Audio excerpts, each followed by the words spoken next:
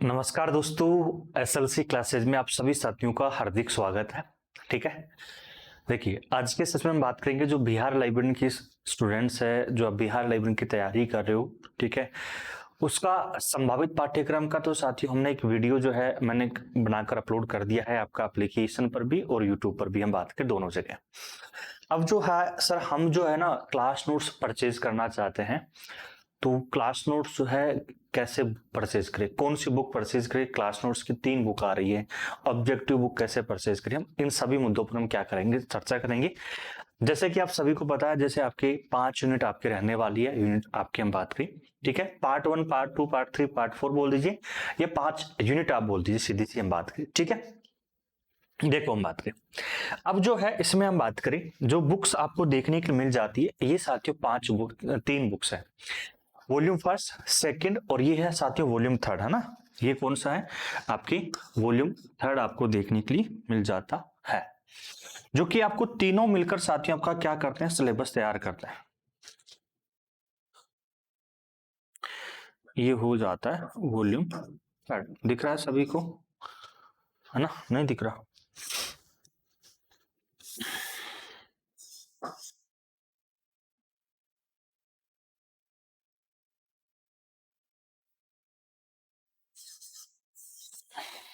सही है, ये हो जाता है वॉल्यूम थर्ड हम बात करें। ठीक है, तीनों मिलकर जो है आपका बिहार लाइब्रेरी का सिलेबस क्या करते हैं, कंप्लीट करते हैं। कई जो स्टूडेंट्स क्या करते हैं, सर मैं बिहार लाइब्रेरी की तैयारी कर रहा हूँ और उसके लिए वॉल्यूम फर्स्ट चाहिए मेरे को, वॉल्यूम सेकंड ही चाहिए, वॉल्यूम थर्ड ही चाहिए।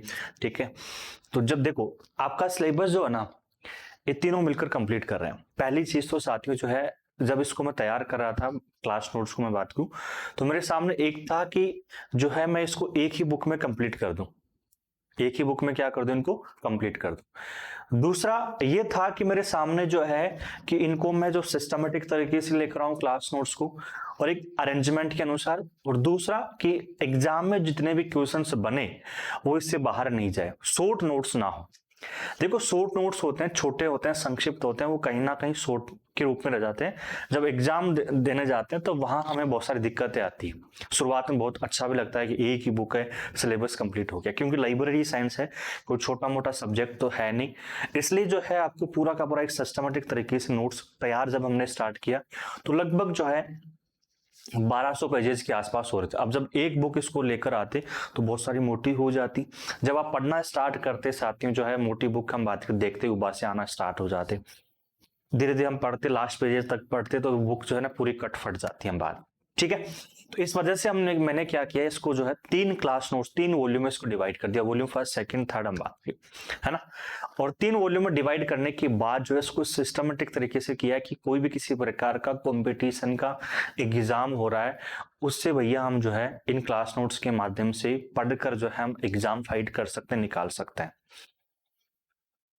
ये क्लास नोट जो है ना, अब जब आप क्लास में लेकर बैठोगे, जब टॉपिक चल रहा है, टॉपिक के साथ आप लेकर बैठोगे, साथ के साथ में आप पढ़ रहे हो, ठीक है, कुछ आप अपडेट्स भी कर रहे हो, तब जाकर समझ में आए। क्यों क्लास नोट्स मेरे द्वारा तैयार किए गए, मैंने मेरे सिस्टम से भैया ये टॉपिक, ये चीज यहाँ होनी चाहिए, ये यहाँ वर्ड होना चाहिए, तब जाकर एक एक चीज जब समझोगे तब जाके समझ में आएगा। हम बात करें, ठीक है, अब देखो हम बात करें 3 चीज की, हम बात करते हैं साथियों।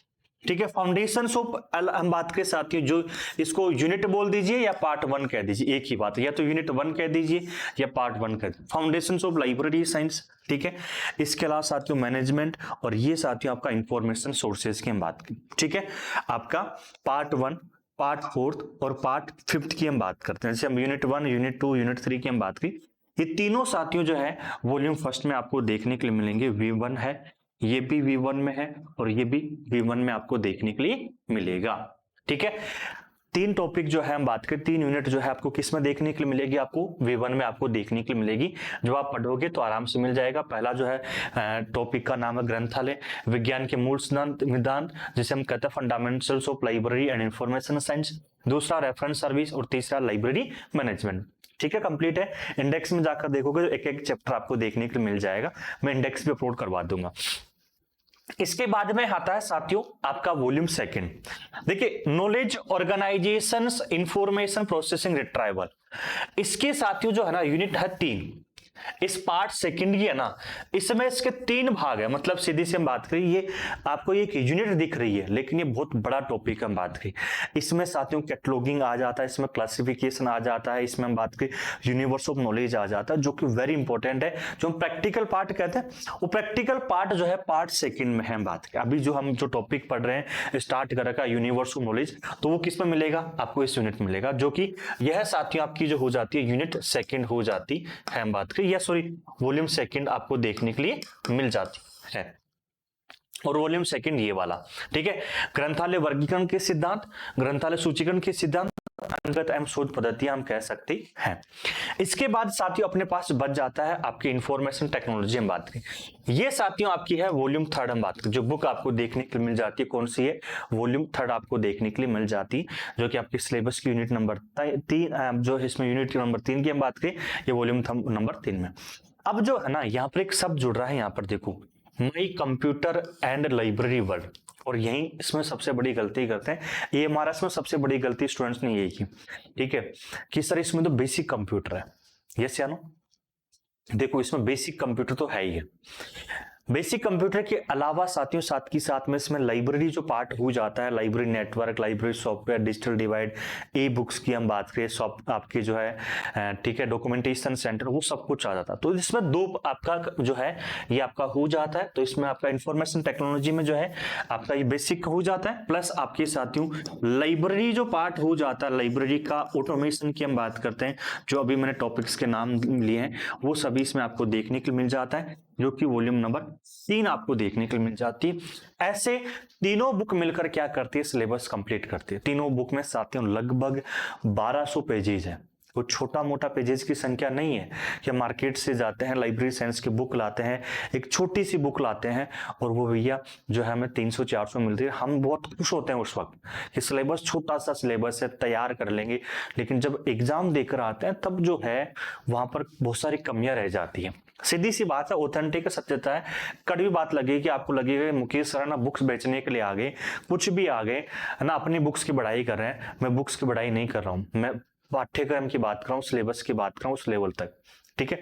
और सबसे बड़ी जो ना दिक्कत जो है विद्यार्थियों को यही रहती है कि हमेशा शुरू से लेकर लास्ट तक जब एग्जाम नहीं होता तब तक कि सर है ना पता नहीं क्या करते रहते हैं, अपनी बात चलाते रहते हैं, हमारी बात सुनते नहीं है। देखो जो आप स्टूडेंट हो ना, वो स्टूडेंट लाइफ साथियों में जी चुका हूं बहुत, है ना।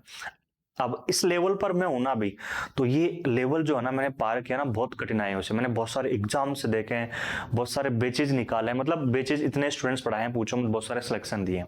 तो मेरे को पता है कि कौन सी चीज पढ़ानी है, कितना स्टडी में कंटेंट आपको देना है, क्या नहीं क्या नहीं, ठीक है। तो ये चीज है, ये आपके क्लास नोट्स हो जाते हैं। तीनों वॉल्यूम बहुत आवश्यकता है। आप क्लास से बना रहे हो बहुत अच्छी बात है, ठीक है। नहीं बना रहे, आपके पास टाइमिंग का वैल्यू कम है, टाइमिंग कम है, तो ये क्लास नोट्स मंगवाना आवश्यक है। अब एप्लीकेशन पर व्हाट्सएप पर आपके पास है, वो मंगवा सकते हो। बात अब देखो दूसरा होता है प्रैक्टिस की हम बात करें। प्रैक्टिस के लिए क्या है सर? हम बात करें सर हमें प्रैक्टिस भी करनी है। एक यूनिट पढ़ ली, यूनिट पढ़ने के बाद तो भैया 5 यूनिट है ना हम बात करें, ठीक है। ये 5 यूनिट है, यूनिट 1 2 3 4 5, इनके लगभग साथियों जो है ना क्वेश्चंस आपको देखने को मिलेंगे 7000 प्लस। कितने मिलेंगे? 7000 प्लस बेस्ट क्वेश्चंस आपको मिलने वाले हैं। 7000 प्लस क्वेश्चंस मिलने वाले हैं। और किस में मिलने वाले हैं आपको? बूस्टर में।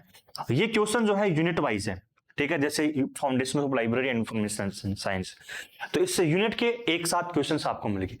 आपको इसमें यूनिट के सेकंड के एक साथ क्वेश्चंस मिलेंगे, इसमें थर्ड के एक साथ, इसमें मैनेजमेंट के एक साथ, आपका इंफॉर्मेशन सोर्सेज के एक साथ, ऐसा करके सभी के एक साथ आपको अलग अलग क्वेश्चंस मिलते हैं यूनिट वाइज। तो आप साथियों इसके बाद इस बुक की आपको आवश्यकता पड़ती है प्रैक्टिस करने के लिए हम बात करें। इसके बाद पड़ती है साथियों लाइब्रेरी एंड इंफॉर्मेशन साइंस की हम बात करते हैं, कंप्लीट प्रैक्टिस सेट की हम बात करें। जब हमारा साथियों लगभग सिलेबस कंप्लीट हो जाता है तो फिर हमें आवश्यकता पड़ती है प्रैक्टिस सेट की, कि भैया हम जो पूरा सिलेबस का एक बार टेस्ट देकर देखते हैं कि कितना हमें आता है, मूल्यांकन करने के लिए कि भैया परीक्षा में बैठने से पहले हमें बहुत सारी प्रैक्टिस तो करनी चाहिए, और प्रैक्टिस मैन परफेक्ट। तो प्रैक्टिस पेपर जो है आपको 33 प्रैक्टिस सेट आपको देखने के लिए मिल जाते हैं, जो कि लाइब्रेरी एंड इंफॉर्मेशन साइंस के आपको देखने के लिए मिलते हैं, जैसे हम द कंप्लीट प्रैक्टिस सेट हम कहते हैं बात कर, ठीक है। इसमें 33 सेट दिए हैं क्या अलग अलग, ठीक है, जिसमें एक प्रैक्टिस सेट में 100 क्वेश्चन मिलते हैं, ठीक है। इस वाले क्वेश्चन जो है, इसके क्वेश्चन इसमें बहुत कम है, ऐसा नहीं कि बूस्टर वाले उठाकर इसमें डाल दी, इसमें बहुत सारे नए अपडेटेड क्वेश्चन है, मान के चलो, मतलब इसका नेक्स्ट लेवल वर्जन आना ये। आप जब पढ़ोगे ना तो ऐसा नहीं सीधा इसको हाथ लगाना है, आपको पहले इसको सोल्व करना है। जब ये 90% सोल्व हो जाए, 80 to 90, तब जाकर इस पर आना, तब जाकर ही मजा आएगा।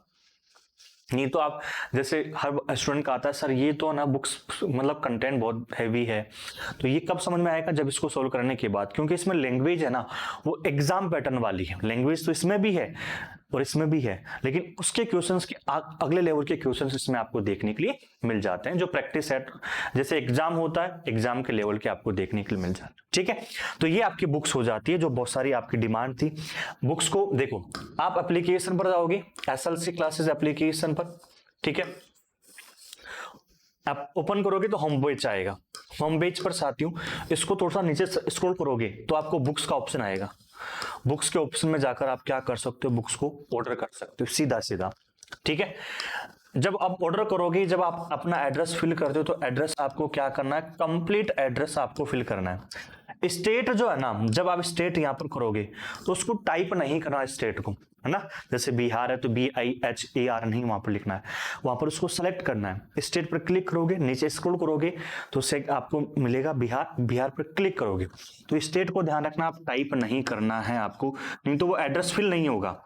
एड्रेस क्या नहीं होगा, फिल नहीं होगा, और नेक्स्ट नहीं आएगा, नेक्स्ट होगा ही नहीं अगर आपने टाइप कर दिया। स्टेट को आपको क्या करना है, सेलेक्ट करना है, ठीक है। एक तरीका ही है। दूसरा, आप जो है इस नंबर पर जो है ना कॉल करो, ठीक है, यहां से मैम से डिटेल ले लो, और यही नंबर साथियों किसके नंबर आपकी व्हाट्सएप के हैं, ठीक है। इस व्हाट्सएप पर आपको जो है एड्रेस सेंड करना होता है ना, और साथ के साथ में जो आप पेमेंट करोगे बुक्स का, उसका स्क्रीनशॉट आपको भेजना होता है, हम बात करें, ठीक है। स्क्रीनशॉट भेजोगे आप, ठीक है, बुक्स का ऑर्डर कंफर्म हो जाएगा, मैम आपको ऑर्डर नंबर देंगे तो आपका जो है कंफर्म हो जाएगा।